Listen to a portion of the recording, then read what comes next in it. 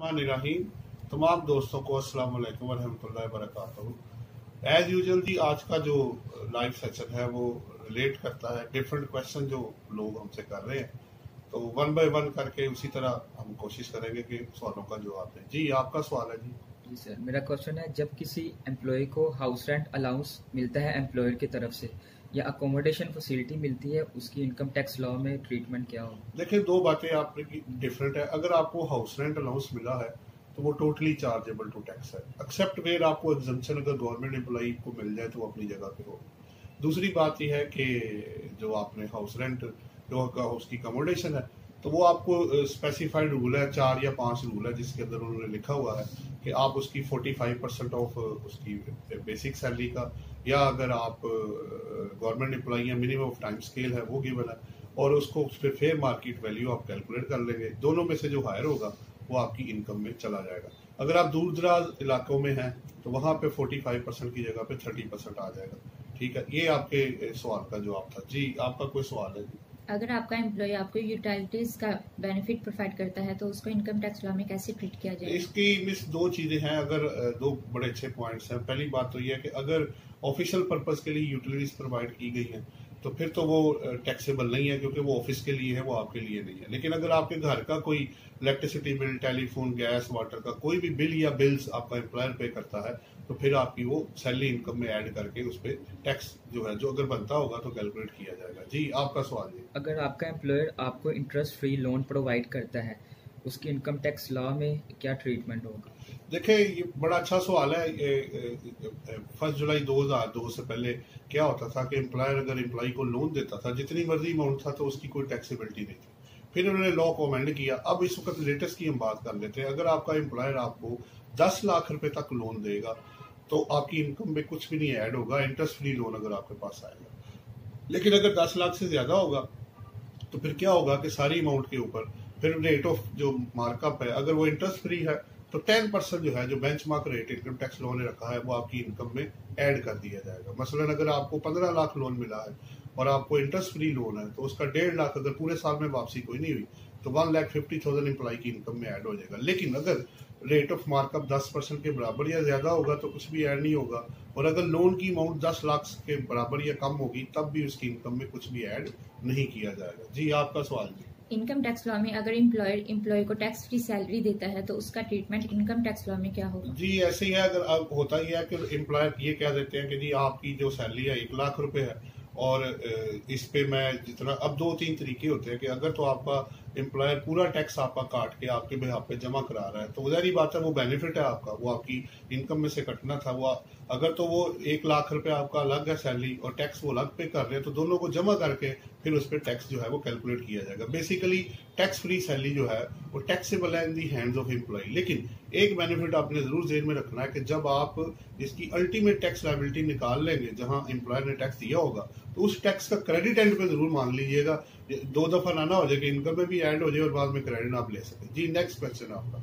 अगर एक रेस्टोरेंट अपने एम्प्लॉय को खाना फूड प्रोवाइड करता है तो क्या एम्प्लॉय के हैंड में टैक्सेबल होगा? जी इसमें वही क्वेश्चन फिर वही है कि इसमें ना एक्चुअली क्लॉज एक 53 ये है क्लॉज जो एप्लीकेबल सेकंड शेड्यूल पार्ट 1 का, जो ये कहता है कि स्पेसिफाइड उन्होंने जो जैसे एजुकेशन है, हॉस्पिटल है या रेस्टोरेंट अगर अपने एम्प्लॉइज को बेनिफिट प्रोवाइड करता है तो उसे वो मार्जिनल कॉस्ट कहते हैं, तो वो इन दी हैंड्स ऑफ एम्प्लॉय जो है वो एग्जेम्प्ट है। इसके अलावा पहले एयरलाइंस वाले थे, अब उनकी टैक्सेबिलिटी है। इसके अलावा उन्होंने कहा अगर कोई बोर्ड अगर प्रिस्क्राइब कर देता है, अभी तक उन्होंने और कोई नहीं बताया इनमें से कौन होगा, तो फिलहाल तो ये 3 ही एप्लीकेबल है।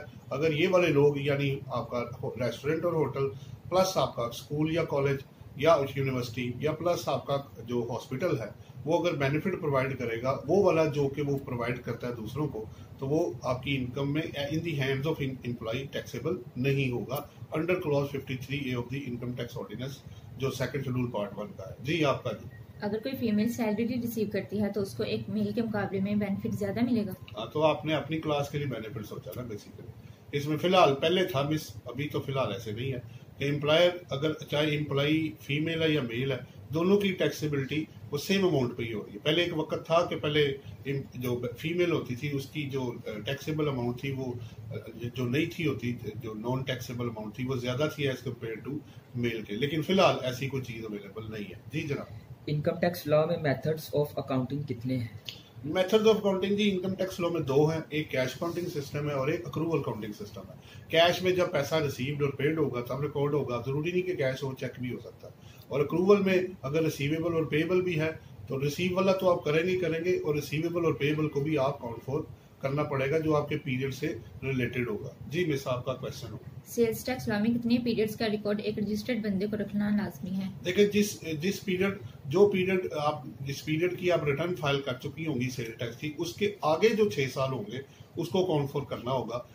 तो ये इनकम टैक्स लॉ में टैक्स ईयर का वर्ड है और सेल टैक्स में टैक्स पीरियड है। अगर आप मंथली रिटर्न फाइल कर रहे हैं तो वही पीरियड जो आपका होगा वहां से शुरू हो जाएगा अगले 6 साल के लिए। लेकिन अगर आपका केस कोई पेंडिंग पड़ा हुआ है, रिकॉर्ड तो 6 साल का ही होगा, लेकिन अगर केस पेंडिंग है कोर्ट में, आपके ट्रिब्यूनल के पास या हाई कोर्ट में या सुप्रीम कोर्ट में या आपका कमिश्नर अपील के पास या असेसमेंट हो रही है, तो फिर उस सूरत में उसमें टाइम ड्यूरेशन एप्लीकेबल नहीं होगा जब तक कि उसका ऑर्डर फाइनल नहीं हो जाता, यानी वो असेसमेंट फाइनल नहीं हो जाती। जी जनाब। एजिंग ऑफ क्रेडिटर्स कैसे की जाती है under the income tax law? Ageing basically बड़ा अच्छा कॉन्सेप्ट है जी। वो लॉ ने ये कहा है कि अगर आपने कोई लोगों से परचेज की हुई है तो उसको ईयर वाइज ब्रेकअप बनाए, पार्टी वाइज बनाए हर साल का, उससे पता लग जाएगा कि कौन सा बैलेंस जो है वो कितनी देर के लिए स्टैंड हो रहा है। अगर तो ये रोलिंग बेस पे और चलता जा रहा है फिर तो कोई इशू नहीं है, लेकिन अगर एक बैलेंस है, आपने एक पार्टी से ए से परचेज की है, वो पहले साल भी वही है, दूसरे साल भी वही है, तीसरे साल भी वही है, उसमें कोई चेंज नहीं आ रही है, तो उसमें फिर एक कॉन्सेप्ट है 34 सेक्शन में कि अगर आप 3 साल में कोई ट्रेडिंग लायबिलिटी पे ऑफ नहीं करेंगे तो चौथे साल में वो आपकी इनकम में ऐड कर दिया जाएगा क्योंकि आपने उसकी पेमेंट नहीं की हुई है। तो ये बड़ा मैक्सिमम पीरियड है। ऑल्दो सेल टैक्स लॉ में 180 डेज है जिसके अंदर आपको पेमेंट करनी होती है इनपुट लेने के लिए।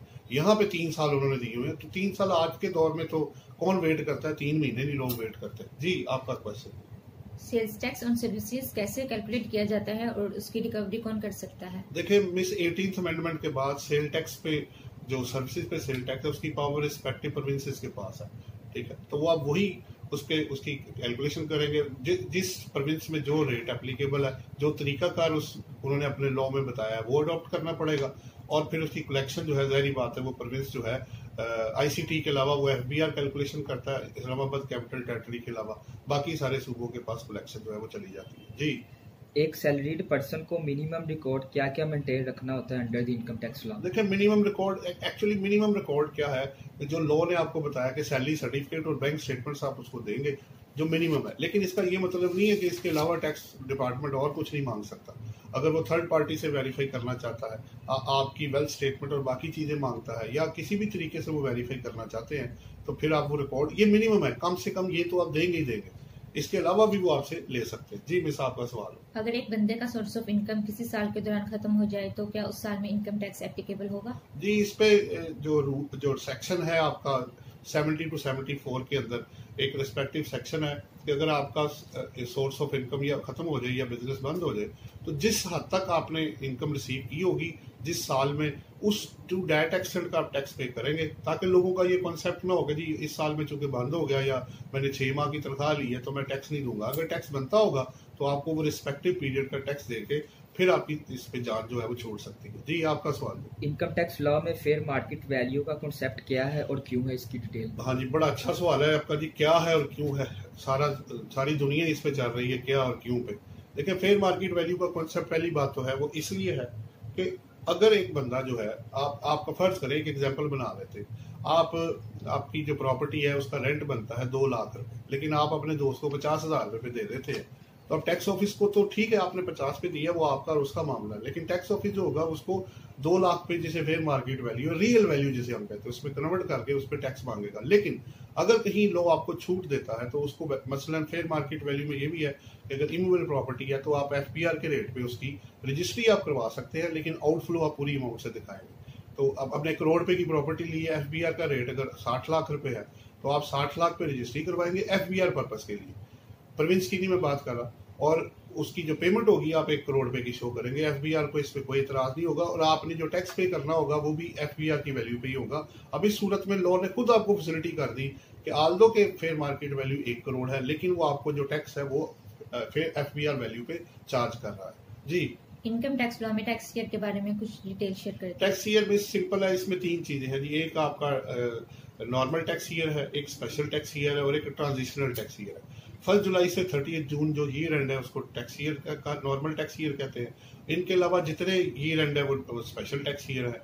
तीसरा जो ट्रांजिशनल टैक्स ईयर है, अगर आप स्पेशल टैक्स ईयर से चेंज करके कमिश्नर इनर रेवेन्यू अप्रूवल से नॉर्मल में आते हैं या नॉर्मल से स्पेशल टैक्स ईयर में जाना चाहते हैं, तो एक तो आपको कमिश्नर इनर रेवेन्यू की अप्रूवल चाहिए, और दूसरा जो इसके पहला जो साल होगा जब आप चेंज करेंगे तो वो लेस देन 1 ईयर होगा, जिसे ट्रांजिशनल टैक्स ईयर कहा जाता है। लेकिन तीनों केसेस में रिटर्न अपनी जगह पे एप्लीकेबल होगी। जी जनाब।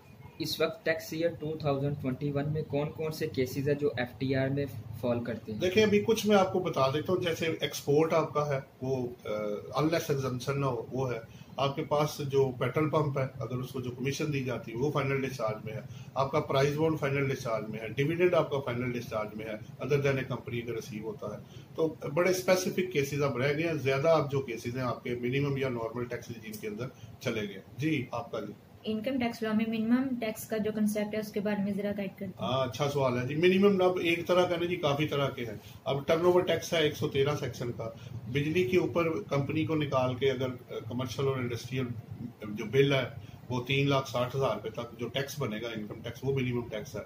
अल्टरनेटिव कॉर्पोरेट टैक्स है तो और आपका profit on date minimum tax है। सो एक और कमर्शियल इंपोर्ट जो है आपका वो मिनिमम टैक्स है। कॉन्ट्रैक्ट आपके वो अदर देन पब्लिक कंपनी के वो मिनिमम टैक्स है। तो काफी जगहों पे अब मिनिमम टैक्स का कॉन्सेप्ट जो है वो आया हुआ है। लेकिन मिनिमम टैक्स में ये होता है कि मिनिमम टैक्स या normal tax whichever is higher जो है वो आपको पे करना होता है, अनलेस अदरवाइज लॉ में ना लिखा हो। जी, जो प्रोविडेंट फंड है उसको इनकम टैक्स लॉ में रिकॉग्नाइज करने का क्या फायदा होता है? जी, बड़ा अच्छा सवाल है कि अगर आप प्रोविडेंट फंड को रिकॉग्नाइज करवाते हैं तो आपको 2 फायदे मिलेंगे। नंबर 1, आप इसमें जो एम्प्लॉयर कंट्रीब्यूशन करेगा वो एक्सपेंस ले सकता है, और जो रेसिपिएंट होगा, जो एम्प्लॉय जिसे आप कहते हैं, जब अल्टीमेटली जो अमाउंट वो रिसीव करेगा वो exempt in the hands of employ होगा। लेकिन अगर आप अनरिकॉग्नाइज में कंट्रीब्यूशन करते हैं एम्प्लॉयर और एम्प्लॉय, तो 2 नुकसान होंगे। एक तो एम्प्लॉयर को वो एक्सपेंस नहीं मिलेगा जो वो कंट्रीब्यूट करेगा, और दूसरा जब अल्टीमेटली जो भी अमाउंट एम्प्लॉय कंट्रीब्यूशन के अलावा एम्प्लॉय को दी जाएगी वो चार्जेबल टू टैक्स होगी in the hands of the employ. जी, आपका जी। सेक्शन 153 में प्रिस्क्राइब्ड पर्सन का क्या मतलब है और उसको क्यों यूज किया जा रहा है? जी, बड़ा स्पेसिफिक क्वेश्चन आपने निकाला है। हर सेक्शन में अगर जहां लिखा हुआ है प्रिस्क्राइब पर्सन, तो उस लॉ में उस सेक्शन में प्रिस्क्राइब पर्सन को डिफाइन किया जाता है कि इस सेक्शन में कौन कौन लोग होंगे जो टैक्स काटेंगे। जैसे अगर आप 153 सेक्शन देखें तो उसके प्रिस्क्राइब पर्सन में लिखा हुआ है कि जी कंपनी है, ठीक है, उसमें बिल्डर्स और डेवलपर्स हैं। इस तरह पूरी एक लिस्ट उसके अंदर पड़ी हुई है कि कौन कौन लोग इसके अंदर जब पेमेंट करेंगे तो किन किन का वो टैक्स काटेंगे। जी, आपका। अगर ये चेक करना हो कौन कौन से लोग फाइनल टैक्स रिजीम में आते हैं तो ये कैसे पता चलता है? देखिए, वैसे तो मेन सेक्शन 169 है, अगर आप उसमें चले जाएंगे तो उसके अलावा अगर स्पेसिफाइड सेक्शन में लिखा हुआ है तो वो भी FTR के अंदर है, वरना जनरली 169 सेक्शन को चेक किया जाता है जब भी हमने चेक करना होता है कि ये केस जो क्लाइंट का है वो FTR के अंदर फॉलो करता है कि नहीं करता। जी। इनकम टैक्स लॉ में हम जो फाइल अपील करते हैं तो वो टैक्स पेयर किसको फाइल करेगा और कब फाइल करेगा? देखिए, बड़ा स्पेसिफिक क्वेश्चन है। आप फर्स्ट अपील कमिश्नर अपील्स के पास आप जाते हैं, टैक्स पेयर जो जा सकता है। फिर सेकंड अपील एप्लीकेट ट्रिब्यूनल के पास है। फिर पॉइंट ऑफ लॉ पे आप हाई कोर्ट और सुप्रीम कोर्ट में जा सकते हैं। ये एक सीक्वेंस है जो है। दूसरी बात ये कब जा सकते हैं, उसमें पहला जब ऑर्डर होगा आपके केस तो 30 डेज के अंदर from the date of receipt of order. दूसरे में कमिश्नर अपील का ऑर्डर मिल जाता है 60 डेज के अंदर, और हाई कोर्ट में आप 90 डेज के अंदर जो है वो अपील फाइल कर सकते हैं। और चौथा जो सुप्रीम कोर्ट है उसका चूंकि लॉ में है, वो कॉन्स्टिट्यूशन के अंडर जाके आप फिर अपील उसकी पॉइंट ऑफ लॉ पे फाइल करेंगे। मुझे उम्मीद है जी आप लोगों को काफी फायदा होगा, और जो दूसरे लोग हैं जो सुनने वाले हैं, देखने वाले हैं, उनको भी फायदा होगा। आज तक के लिए इतना ही जी, अब इजाजत दें। नेक्स्ट किसी और टॉपिक के साथ आपके पास हाजिर होंगे। Thank you very much.